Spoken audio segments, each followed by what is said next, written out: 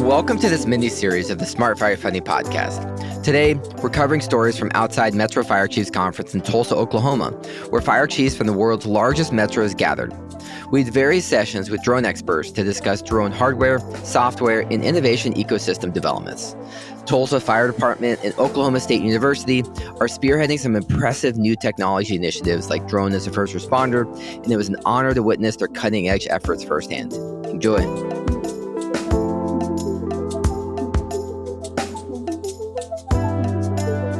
Very fortunate to be sitting in the office of James Spencer, the director of the Launchpad Center for Advanced Air Mobility, Oklahoma Aerospace Institute for Research and Education, OARE. Did I get that right, James? That's right. It's a mouthful, but you did great. Yes. Thanks, James, for having me here. This is a cool office you got. We've got little helicopters, little drones, little spaceships, a little bit of everything in here. What's really interesting is, my background is robotics, but to be able to take what I've learned about technology commercialization, working in industry and in working also with universities to do commercialization.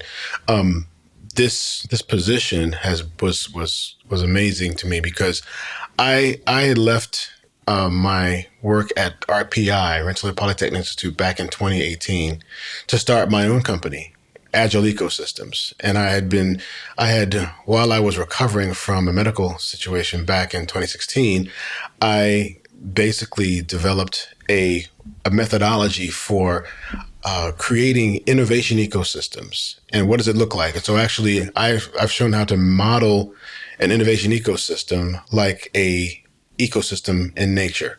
It's like the human metabolic system is a model for how we are actually organizing people, resources, facilities, and relationships to create a sustainable innovation economy. And so what is the innovation ecosystem, right? The purpose of an ecosystem is to create new assets, resources, and capital for a community. In this case, advanced air mobility is how do we create assets, which are basically jobs for the people in that community. And then the resources are the products and services. And then capital in this model are creating new businesses. And so that's really what the Launchpad Center has been funded to do. So we received a $39 million grant from the US EDA back last year in partnership with the Tulsa Innovation Laboratory. And TIL is kind of like our equity our equity partner, and equity from the standpoint of social equity. So this grant was really when they reached out to me for this position, I was actually doing an aerospace consortium. I was creating one in an ecosystem in Florida, helping smaller businesses to work together to have the impact of working with a prime. How could you go after more complex projects as an ecosystem or consortium? So I was doing that, and that was fine. But this opportunity, and I wasn't really interested in going back into the university space as such because challenges in working in traditional grant environments where you have technology. I've been doing technology for 35 years. I was building my first robots as a kid, and did that through high school, and then I went to school at Brown University. I got my electrical engineering degree and started my first my career started in '89 working at the Kennedy Space Center as a robotics engineer, and then doing that for a couple of years. And then when the project, the contract was novated, so that my lab was no longer being run by a contractor, but they were going to do it at NASA. The new contractor who was taking over the engineering support contract wanted me to be the supervisor. So I went from being a design engineer and a project manager at Boeing to being the supervisor for the robotics application development lab team. And this was back in 1991. And I started my first company, robotics company, was Intelligent Machines Corporation, back in '94. I basically left the Space Center, and I took my team with me. So this is the first case of true technology transfer. When you think of tech transfer, you think of, okay, I created a new thing, a little widget, and then I go through the patenting process, and then I want to then commercialize it, right?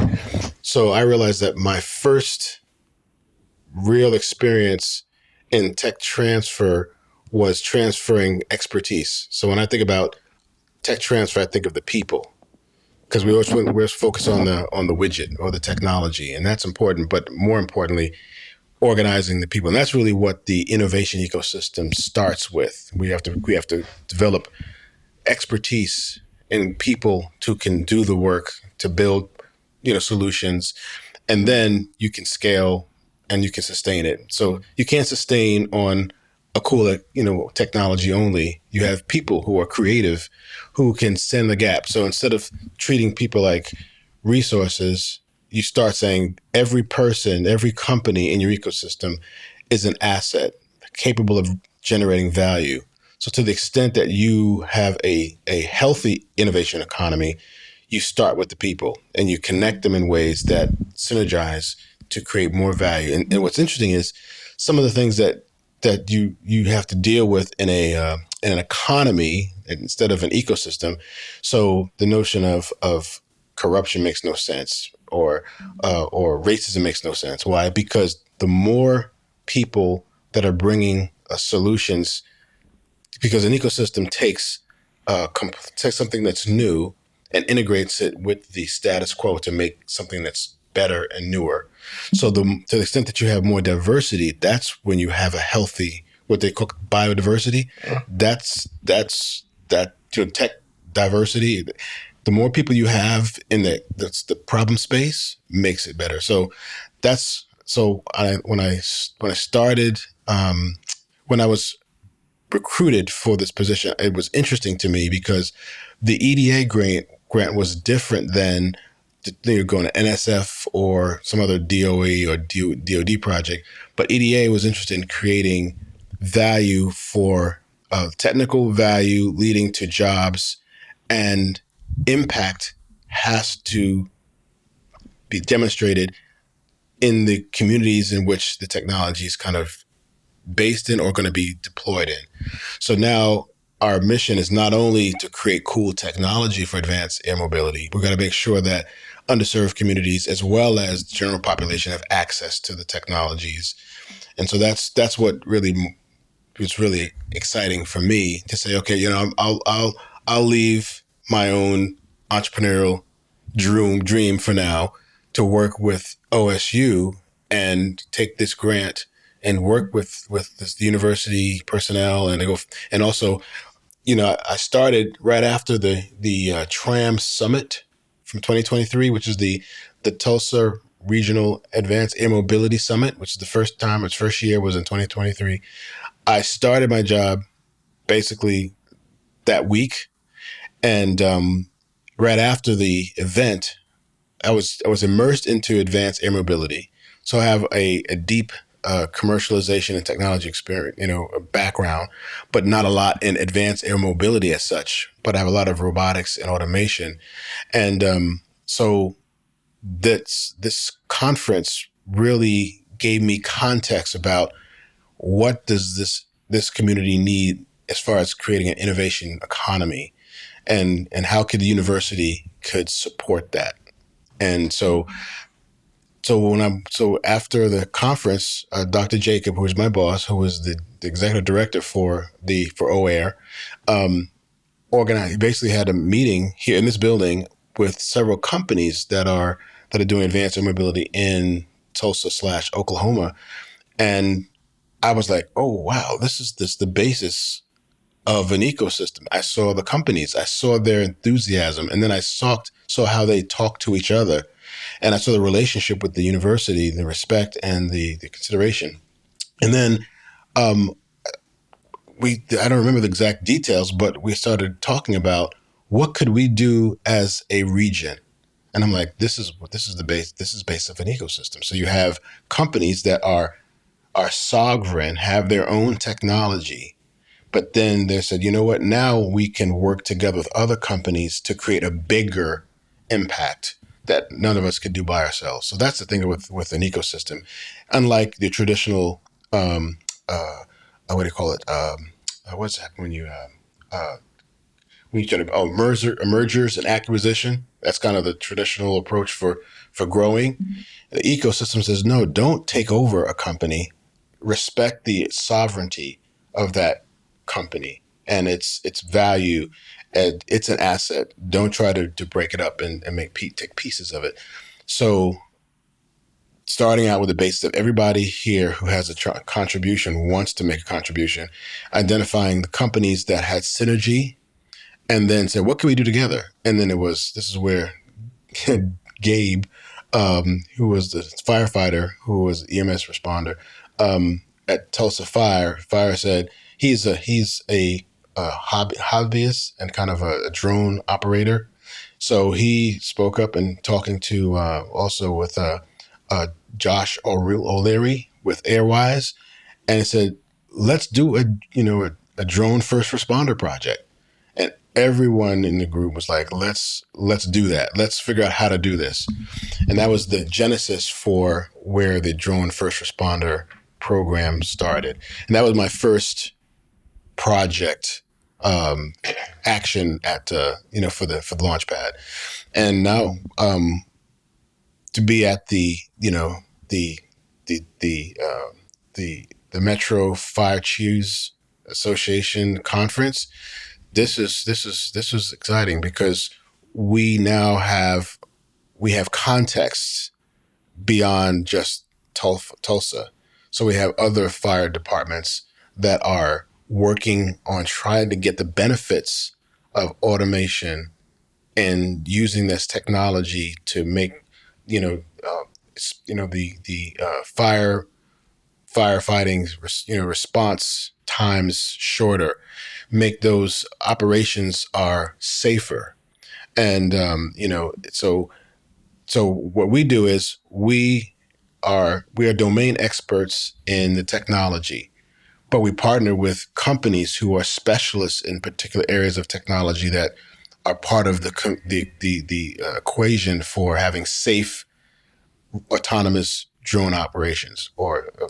And so where we are right now is working with other municipalities, people who want to use this technology, and what can we do as a university? And our thing is not just commercializing the technology, but through our industry consortium, getting companies to work together and identifying deficits or gaps in the technology. So, for example, the big issue in advanced air mobility is PV loss. It's beyond visual line of sight.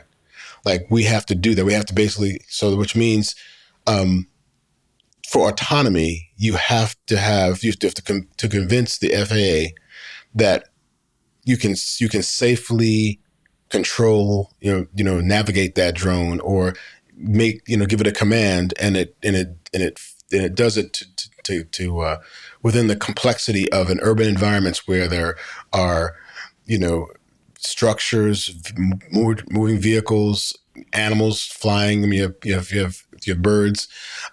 So you have active collision avoidance. We call it detect and avoid. So we're working with a company like Vigilant Aerospace Systems, who has a suite of hardware and software tools for DAA.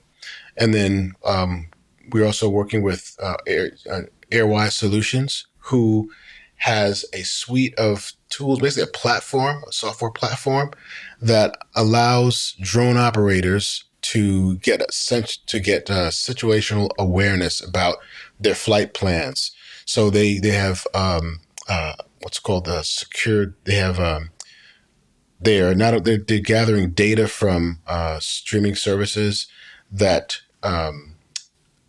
regarding weather patterns, as well as flight zones, like restriction of flying conditions, all the things that you need to safely execute a ConOps for a drone deployment. And so we're managing new technology development and integration with our partners, and of course, like we currently working with the drone manufacturer Skydio. So their drone technology is what we're using for our DFR implementation, our demonstration, and then the next step is also working with the FAA to make sure that, and really what our long term, you know, mission is to not only develop solutions around particular technologies that are going to make the drone operations are more efficient and safer, but also working with FAA for creating standards that we can help deploy drones faster at lower cost, right? So that's kind of our mission is as a university, we're doing research, we're giving a lot of data to the FAA so they can say, okay, this particular configuration of drone technology, we feel it's safe, it's reasonably safe. So I know there's a word or a phrase that the FAA is using. It's reasonable risk tolerance or something like that. So you can. There's no guarantee that everything, any technology is going to be perfect, but you can have some level of assurance that it's highly probable that it will not do the bad thing. So we also have received in partnership with the TIL, the Tulsa Innovation Lab. We also have a tech hub designation called Theta, $70 million tech award for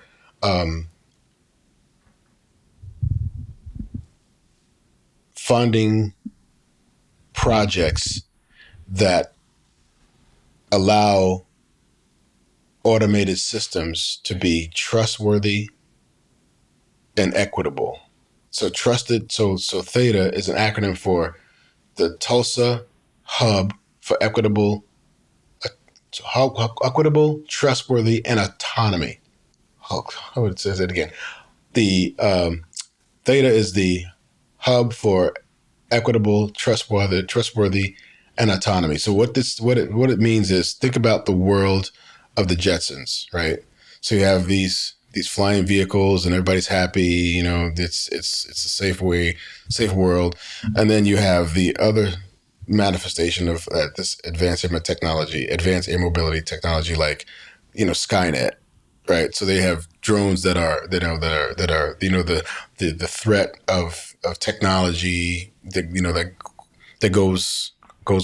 goes haywire, right?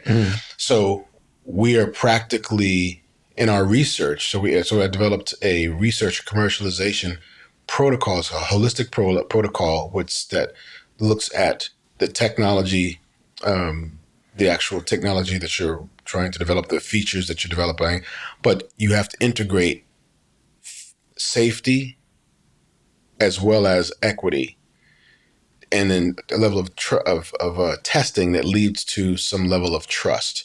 So Theta is not only the mechanics of flying autonomously, but that giving these systems confidence so that we can have more public adoption of drones and and automated technologies.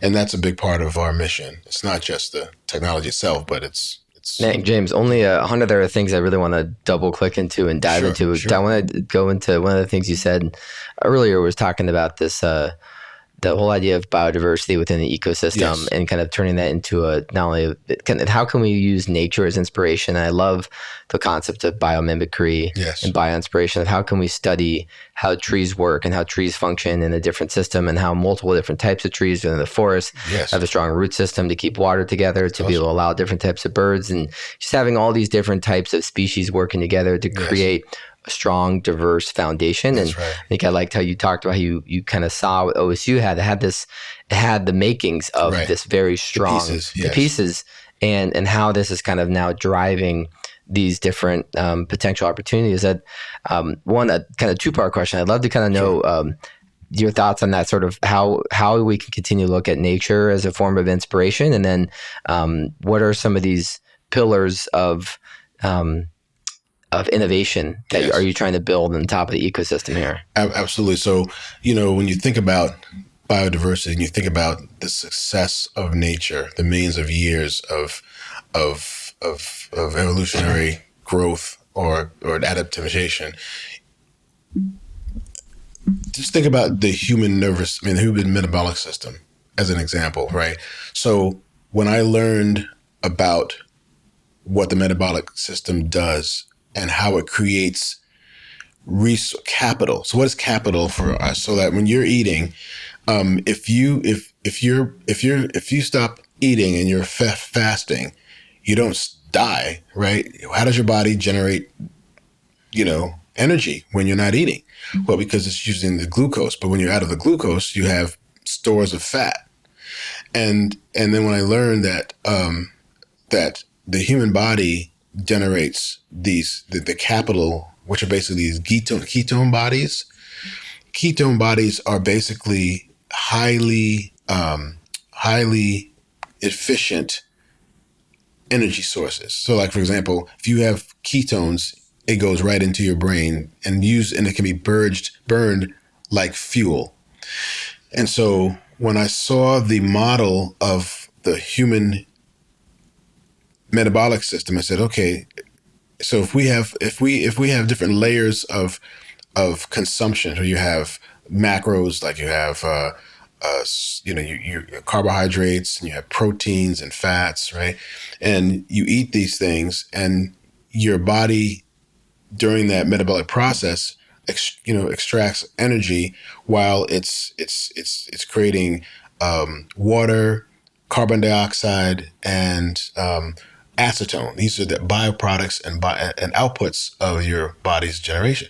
What was interesting was I said I knew. So when I Googled, when I used my methodology, and it showed that acetone was part of the. I didn't know it wasn't obvious even in the books on where acetone came from, but then there are, and I'm like, acetone or carbon dioxide is poisonous to humans. So like, why is your body? Okay, it's a waste product. So, but who needs carbon dioxide? Plants. You just think you look at so when you think of a closed system, when you think of an ecosystem, you have to if you're going to take from the ecosystem, then you have to continue to replenish the environment in which it's working. So I learned, to biomimicry when I said, okay, what is the mechanism in the human innovation ecosystem that's going to replenish the input. So in this case is where you have STEM outreach. Like, so I'm doing a STEM event for 35 middle school students, on June 10th. And as we help the next generation of entrepreneurs and scientists and engineers and technicians, we have to cultivate the educational system to create the mindset to create the next generation of workforce.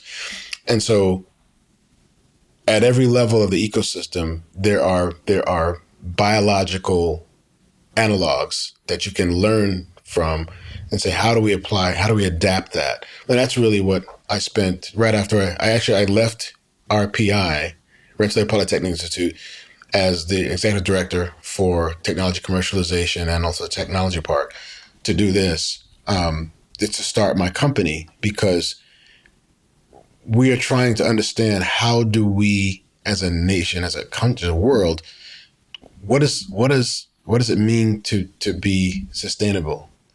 And so you cannot hope to bring sustainability without an ecosystems approach, because most of our normal, capital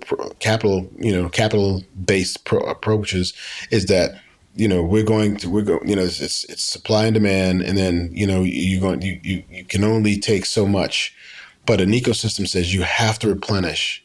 And to the extent that we are looking to nature for has been very successful. And when something it's also very robust. It's resilient. When you have to build those robust mechanisms into the ecosystem. And so my challenge is to it's not obvious, so you have to build in the mechanisms. And so for me, to answer the second part of your question, is that the way that I am doing that with Launchpad is we have developed a holistic research protocol. So that means that holistic means is that it's multidimensional. So it's not we're not just looking for the technology, but we're also looking at how that technology deployment is going to impact people's lives. And then of course you have to have a business case. So the economic piece. So you have social, economic, and then technological. And then as researchers and commercial entities, we look at all the problems holistic from all dimensions, and which is kind of an unusual approach, but that's the only way you can do it. So a lot of times you say, I want to make some money, so I'm going to develop this technology, and I'm going to sell it, I'm going to scale it up, and I'm going to make a profit. Okay, that's great, but sometimes well, what's the social impact of how that technology is going to be deployed? So being intentional about thinking about what's the impact, that's kind of a different way of approaching this, what we call social economic development or holistic development, where we're looking beyond our financial or profit motive and say, well, how is this going to impact the people? And the university here, I was also drawn to the fact that one of the core values of the university as a land grant school has the notion of extension, where it's not enough to discover new things and do research and discovery, but we have to show how to apply it to people's lives to make the world better. So that and then this notion of servant leadership was very in line with the notion of an ecosystem, because servant leadership, it seems like an oxymoron, right? But truly the notion of servant leadership says, I have to serve, but I'm doing it in such a way that I'm going to lead for create positive change. Doesn't mean you're a slave. It just means servant leadership means that you're taking an approach that it's not just about you, that you're creating value for others. And so that's what gets me up in the morning. Yeah. Well, and another way they kind of want to look in it is, talked about the ecosystem, but of what we're creating here. But the other is I sometimes think about when we're trying to host a social gathering or a party, you got a couple things. You got the setting, you've got the music, you've got the beverages, you got the food. You kind of need a couple of these pieces to really have a really good gathering.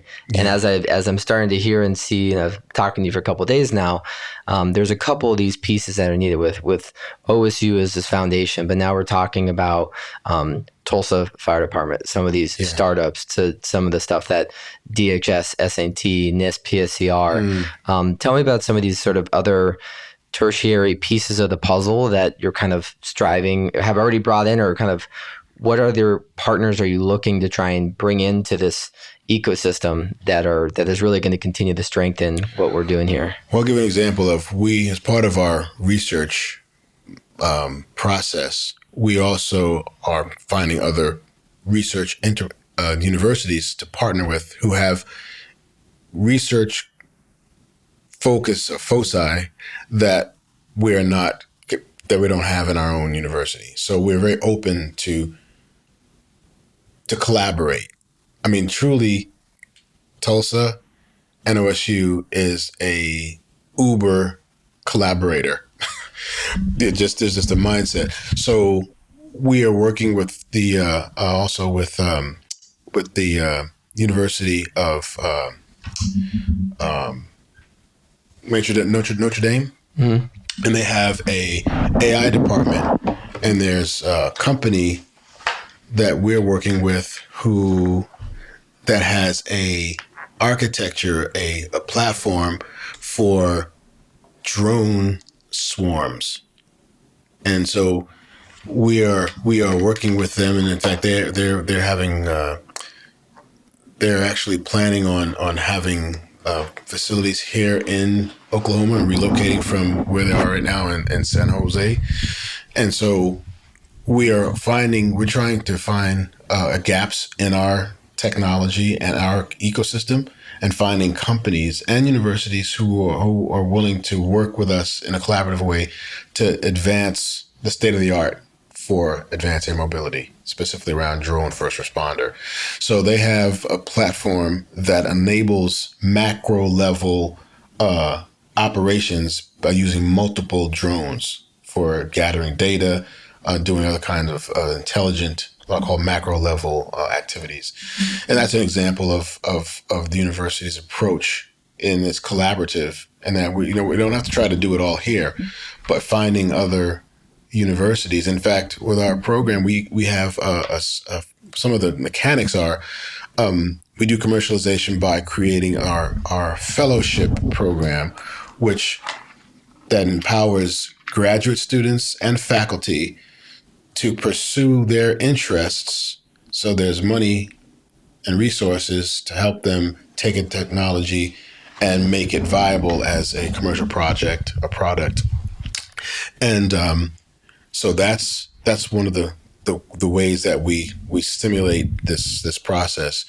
And then when the company the technology is mature, they can to the point where they're actually going to commercialize it, they're going to license it, and they'll roll out the technology as the basis of a new startup.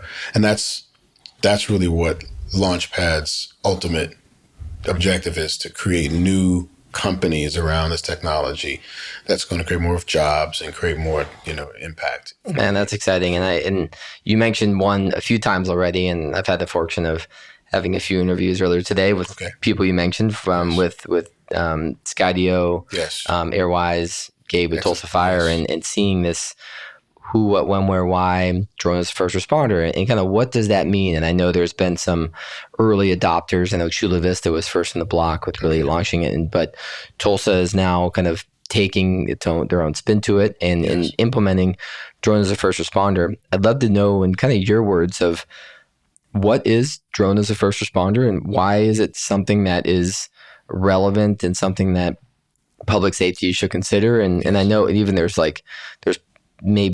various security concerns or whatnot, but I'd love to kind of hear in the simplest words, what is it in your words, and why is it something that is something we need to be paying attention to? Sure. Drone first responder is a solution for integrating the wisdom that has been accumulated over the years for firefighting operations with the state of the art in drone technologies. How do we take the efficiencies, the coverage available for geographical coverage using a drone to gather data around a incident by, we not just for search and rescue, but also where you are trying to understand the environment before you're going to send human firefighters in. So we want to make it safe for them if we know the intensity of a fire, its location, how it's spreading. All that data allows them to be strategic when they decide when they're going to actually deploy human firefighters into a dangerous and toxic situation. So drone first responders is our solution, our approach, and a systematic approach that says we want to integrate the wisdom of firefighting operations with advanced technologies in the form of drones and sensors and other types of technologies that are tertiary. They say it's a secondary or tertiary, but they are integrated with the solution set. So, and then that's a great example in terms of, like you said, taking the best of what we know with firefighting and applying tech to it. What are some other future use cases. I mean, you're talking about this ecosystem here of, of maybe these crazy harebrained ideas that, 10 years ago, people thought we were crazy, but, in 5-10 years, where do you see some of the rise of some of these other opportunities, whether it's with robots or whether it's with wearables or whether it's with VR? What are you excited about in terms of what this ecosystem can create to find that alignment between tech and fire service wisdom? Yeah. So, the integration of automation technologies with the trusted component, that excites me because I know how easy it is to, when you develop a new technology, if you don't ask questions about the why and how it's going to impact people's lives, then it's, we don't want to be, look back, 10 years from now and said we did amazing job, creating this new BVLOS technology where drones can fly around, unattended because they're just, they have the technical ability to do it. So I'm excited about finding a way to integrate a set of I'll say ethics really into how drones are deployed, because there are a lot of people that are concerned about, they've seen the science fiction, they've seen Skynet, Mm-hmm. the Terminator, and so that is a cause for concern. So if you're not actively creating technologies that are not vulnerable, that are vulnerable to that, then you're kind of like abdicating your responsibility as a human being. So I'm big on technology in the service of humanity. And so it's not enough to get excited by a particular technical development, but we have to take it with a grain of salt and say, okay, we want to make sure that this technology is going to serve us and our children. And so if we don't ask those questions, then we end up, creating this generation's version of an extension. Was it extension?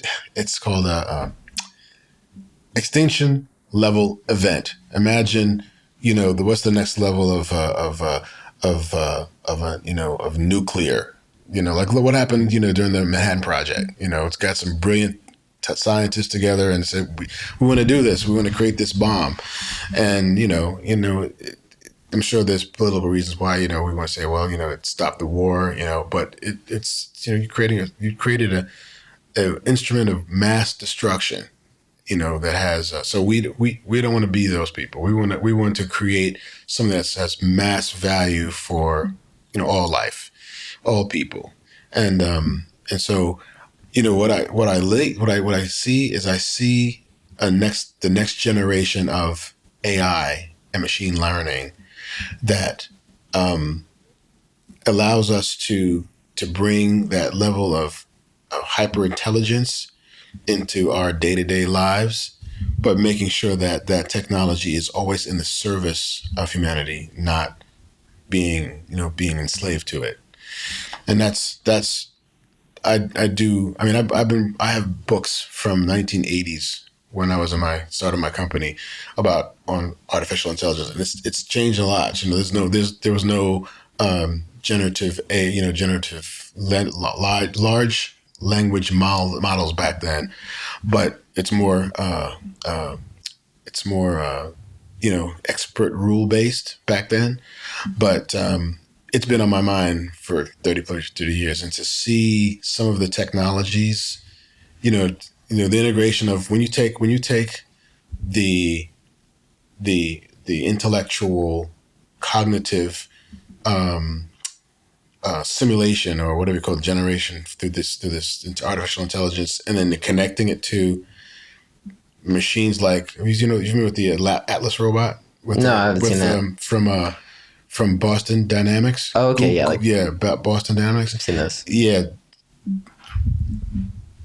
and I'm a roboticist, and it's amazing, but it kind of scares me a little bit. Yeah. You know, I mean, sometimes every day we feel like we're getting closer and closer to Matrix style reality. And, but I like your point of kind of always thinking about the tech development to be in service of humanity. And I think we've probably both seen our fair share of entrepreneurs or ideas or widgets that sound good or a land or a cash grab in some capacity, but really isn't actually doing anything to better society. Granted, there's exceptions for maybe entertainment in some ways and in certain aspects of convenience, which also is a different story in terms of our obsession with convenience and how we're killing the planet in certain ways with our consumption habits. But I really like that focus of how to be of service of others, and also that idea of reciprocity and replenishment. I actually had the fortune of I work with DePaul University. I'm an adjunct professor for a class called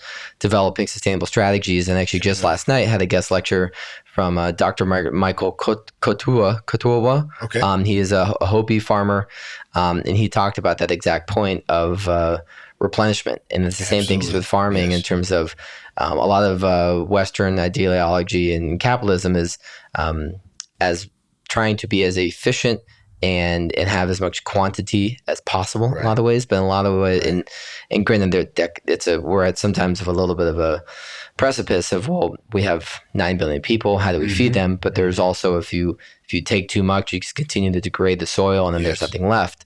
But finding that balance of replenishment, I think, is a good, and being of service of yourself and the community is a good ethos. I love that. Yeah, that's you articulated kind of what I believe about how technology should be used for the modern world that we're in, and that we have to change our mind. We have to have a sustainable mindset first. We have to care about the results, and that we have to give while we're taking, we have to give back. So just think of it that way. We're so far away from the what our ancestors did, in farming, right? Where they saw the cycles of nature. They see, if you don't plant seeds for the next season, you don't have a crop. That reality still exists, but we're so divorced from that reality because we don't see it daily, and we don't honor that cycle of seasons. And as we look at an ecosystem that takes technology, and you have to start thinking, how do we extrapolate these lessons from nature that we operate outside human beings, because we're not based on instinct. We can think ourselves out of a sustainable situation because of our selfishness, or we're short-sighted. So to me, ecosystems, it's kind of like a forced, not forced word. It's a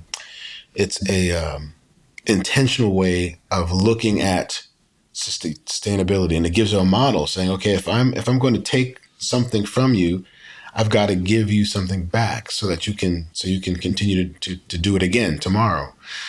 And if you don't have that, you won't. There's no chance of getting to sustainability. You have to say, okay, I have to replenish the supply. Yeah. And figure out a way to do that systematically. Yeah. That's well said. And so I'm fortunate to be sitting here in the office with you, and I'm kind of looking around, and I see you got a couple books on the shelf there. But what book are you reading right now? Oh my goodness gracious! Or what books, plural? Yeah. So I'm I've been writing. I had to write this new research commercialization plan. So it's not really. So I'm actually reading on. It's called Traction. It's the idea of how the entrepreneur ecosystem, or no, sorry, the entrepreneur operating system. So as a tool for having more efficiency in the organization. So I'm focused now on building the organization of Launchpad. So I'm using these tools that are proven to be used to kind of make the organizational structure it's more sustainable. So trying to take those same things, so for example, I can't be a director, or I can't be a director in an organization of one. You have teams, you have individuals who have different roles to play.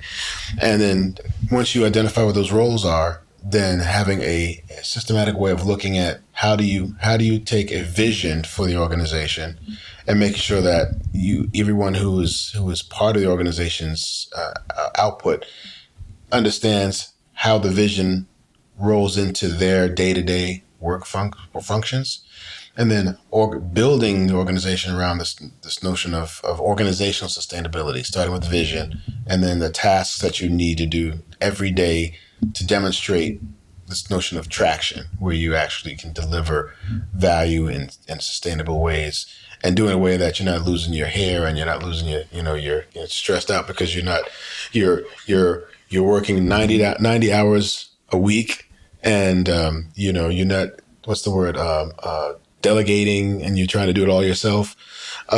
So Launchpad is a university program, but it is a startup because it's a new thing that we're doing for the university, where you have a center that is focused on commercialization, not research. I mean, we have researchers who are doing applied research, but they're solving problems in the industry, and they're doing it to support companies and also to help the development of new intellectual property. That's what we do. So from that perspective, from the beginning, I've come into this as it's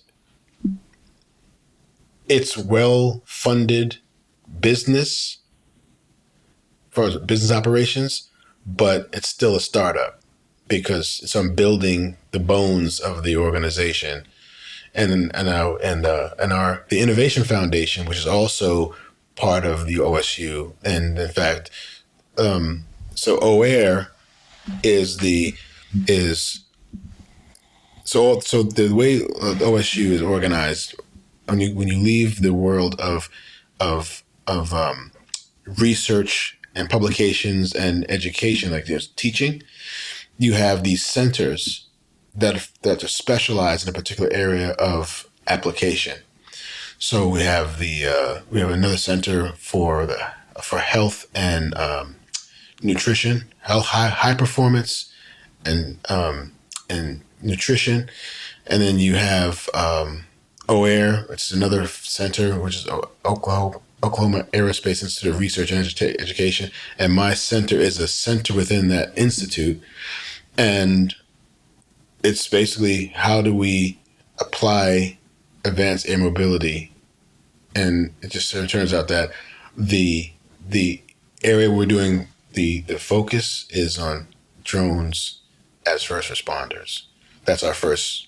Now we'll do other things as we do more, as we grow, but this is a high priority because even at NASA's advanced air mobility playbook, public safety was one of the highest priorities in the 12 areas where they're looking on and doing more research in. We're trying to align our systems and our research enterprise with the NASA's playbook. Yeah. Well, and so you mentioned DFR, and you mentioned the alignment with Notre Dame. What would be your message to the different potential stakeholders that can get involved? And I'm talking about other universities, other startups, other government organizations, or even other established companies. How can they get involved with what you're building here, and what should they be thinking about? Yes, what Launchpad is, and it's funded by the federal government, even though it's a university, it's a state university, it's a land grant university. We are, by definition, a hub. So if I think of Tulsa and Launchpad as the hub of a national innovation ecosystem around advanced air mobility. That's my self-concept for what Launchpad is and how we want to share what we're doing with others. So because the beautiful thing with an ecosystem, the ecosystem is how do we integrate something new into whatever we call the status quo. So the integration of any new entity, whether it's a research institution, whether it's a not-for-profit or it's a startup, we have room for all these relationships within the ecosystem.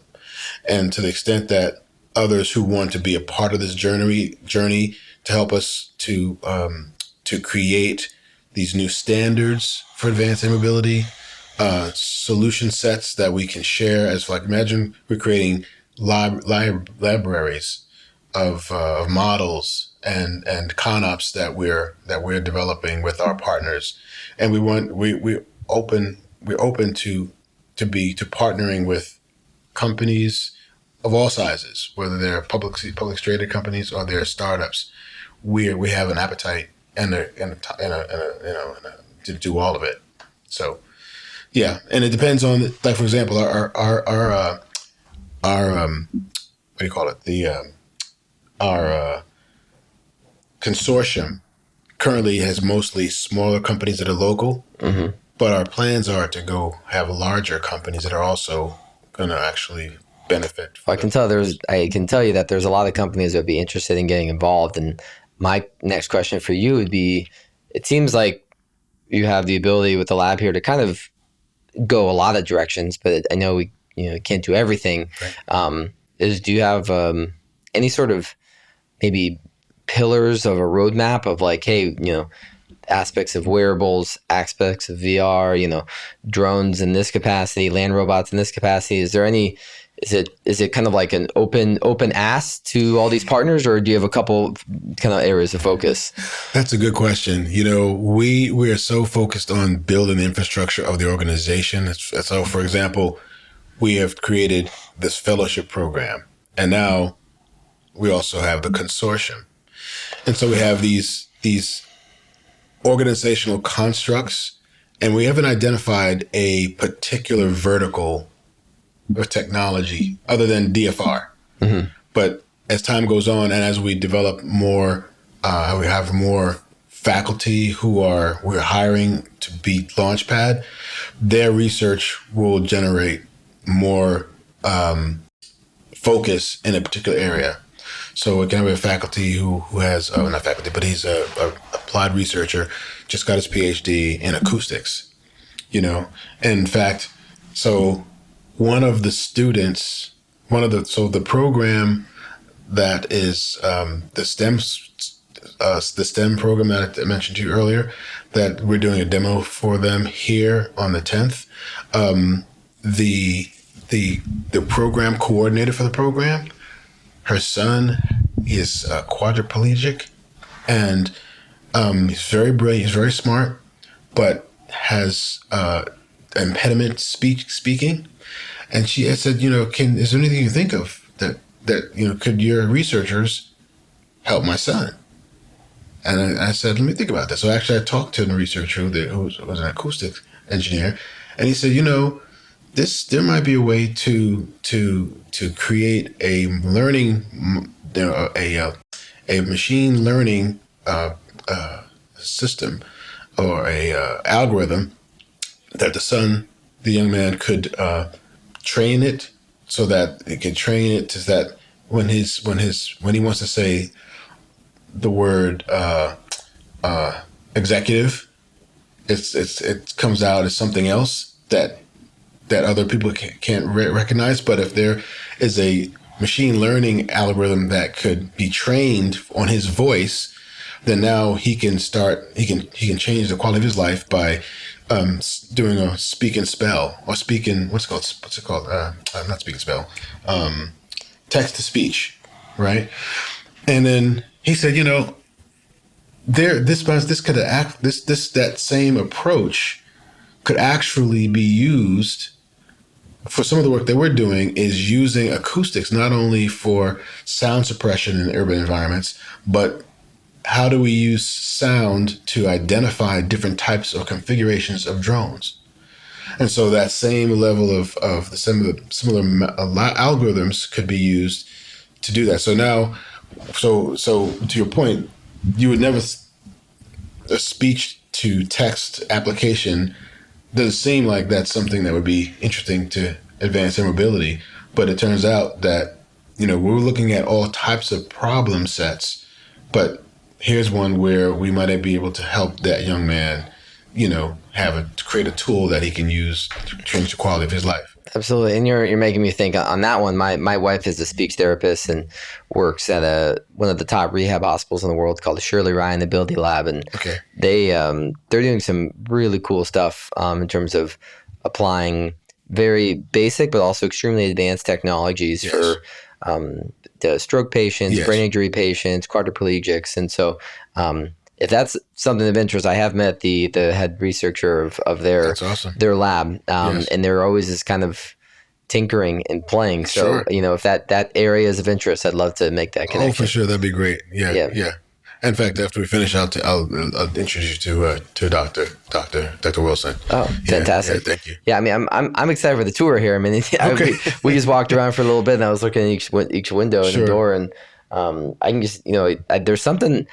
I mean, I'm really glad there was nonstop flights between Chicago and Tulsa, because I have a feeling I'll be coming back here. But there's definitely there's some sort of magic and special energy here that I'm really excited about with what Gabe and Chief Baker and really having OSU being a piece of this puzzle, and I to kind of wrap us up here, I'd love if any sort of final parting thoughts, to call some people call it the mic drop, but if you have I'd love any kind of quotes or words of wisdom or any sort of ideas that you could leave us with here today. I'd love to. Well, the thing that really has blown my mind, and I'm grateful every day, the level of collaboration, the spirit of collaboration in Tulsa, not just at the OSU, but I mean there's a level of willingness to reach out and connect with others. The circle of trust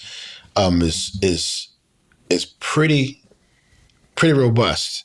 And I've never worked and lived in a city where the people were so open to collaborate and willing to trust each other to do complex things together.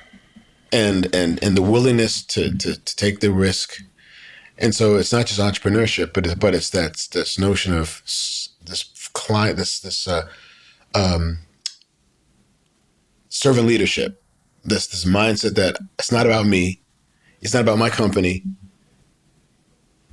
What can I do to serve the greater good and make money in the process, right? I have to live, right? I have to prosper, and that's actually happening in Tulsa as a city. And so, and I have this experience, not just going in, high level meetings and, it's conferences, but I mean, I have the same level of care in the medical establishments. I'm going to retail. So anybody who's trying to look for some place to expand their dreams, and there's so much money and so many resources in Tulsa looking for people to work on projects in economic development, and also there's money for entrepreneurs, and of course programs like Launchpad. And I'm so blessed to have a environment where I feel valued in a way that I've never felt in other places. And so I'm grateful for the city, for the ethos that exists here, and the cult New Tulsans. They're special, and I'm from New York, Brooklyn, New York. Coming to like Tulsa, and just loving it. Yeah, I'm like, I'll never go back. And then my wife is here right now, and she's loving it. And so I'm just saying that this is a great place, great school, I mean, OSU gets it. I mean, I worked for a private university on the East Coast, working for Rensselaer Polytechnic Institute. Great school, great engineers, great programs. But the land-grant university says it's not just research and teaching, but we have this third component called extension. It's not enough to show that we've got all this beautiful discovery and all this data, but what are we doing with that data? So you ask the question, why? So the why is to make the communities that we live in better. So what we do it for posterity, for ourselves and our children and our children's children, having that long view of life and value creation takes our entrepreneurship beyond, the traditional, I made $1 billion, I'm going to make $1 billion, that this culture truly is that supports that. And that's kind of my if I could tell everyone in the sound of my voice from your podcast, place is important because you can find empowerment in certain relationships, in certain environments, and the people that are there, they can help you to accelerate your vision, your dreams as well. And I found OSU and Tulsa are amazing places. Well, they found the right guy in you, and I'm excited to continue to be a piece of a puzzle myself. And we'll be at the Technology Summit International with the International Association of Fire Chiefs is happening the first week of December in Oklahoma City. Okay. So right down the road. So sure. It's not, this isn't me asking you, this is me telling you that you're going to be there. And yes, sir. And we would love to have some, we're looking at doing some student posters, and not quite just like posters, but it is some opportunity for students to have poster sessions, but also really trying to do some workshops. And I think DFR program and workshopping in terms of how people can do it, how should they go about it, how they talk with city stakeholders, how they talk with the public, things like that. But also that might be a cool time to workshop of what are some of these other potential next things besides DFR. Verticals, yes. So I think we could use that. And I know the International Association of Fire Chiefs would be really excited about that, as well as all the people that attend. We had about over 500 people last year, so it's not a mega conference, not a mini conference, but it's manageable. Yeah, it's really good, the right kind of stakeholders in the room. So, awesome. If I don't see you before then, I know we'll talk soon. But I'm looking forward to at least coming back to Oklahoma one more time this year. So that's awesome, Kevin. Thank you so much. All right, James, I really appreciate it. Thanks, Fred. Thank you. Man. Appreciate it. Thanks for listening to today's episode. What did you think? What did you learn? Hopefully something. Right? Please reach out on social media with your thoughts on this episode and any other suggestions for future content. We look forward to capturing more important stories across public safety and are here at your service.